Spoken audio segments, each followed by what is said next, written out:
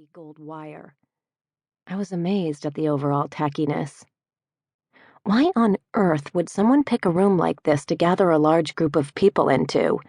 It had to be the ugliest room I had ever seen. A bingo hall would have been more appropriate.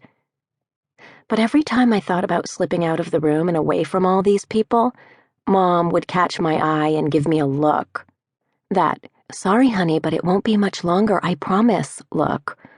Which meant that it would indeed be much longer.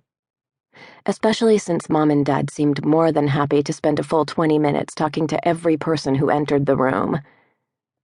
So I stared at the ugly wallpaper, and that nasty carpet, and those gaudy pictures. I had to get out. I gave Mom the signal, or at least what I hope passed for some sort of signal, that I was escaping for a walk. She didn't respond, but since she was halfway across the room, it wasn't like she could do anything to stop me. The nearest doorway took me to a hallway that ended in a large foyer at the front of the funeral home.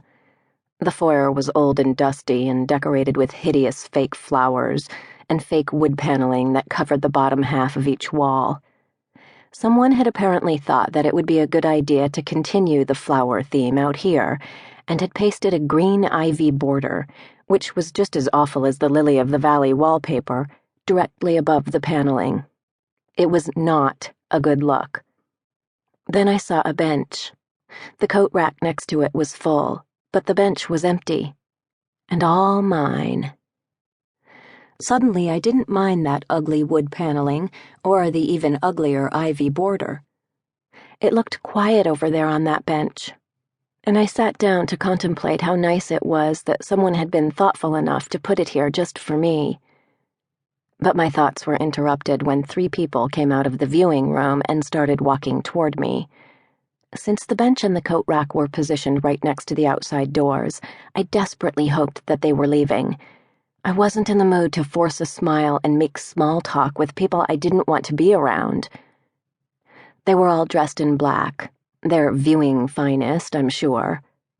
Miss Horvath, a substitute teacher, was on the right, and I noticed Mrs. Kelly, the town historian, on the left. I didn't recognize the woman in the middle. Sleepy Hollow might be a small town, but that doesn't mean I know everyone who lives here. Their loud whispers disturbed the air, and I tried very hard not to listen to what they were saying, but I quickly gave up when something interesting caught my attention. I edged closer down the bench to listen in. Trying to throw eggs at cars from the bathroom windows. 11 and 9 they were. 11 and 9. Miss Horvath's gravelly voice broke through as she spoke louder and louder. "Mm-hmm," someone murmured.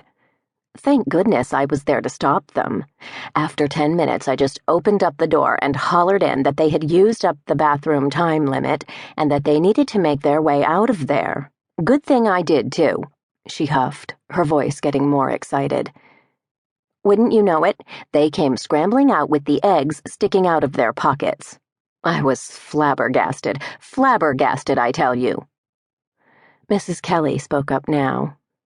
The parents just don't care anymore. That's the real shame of it. Kids these days need to learn some manners.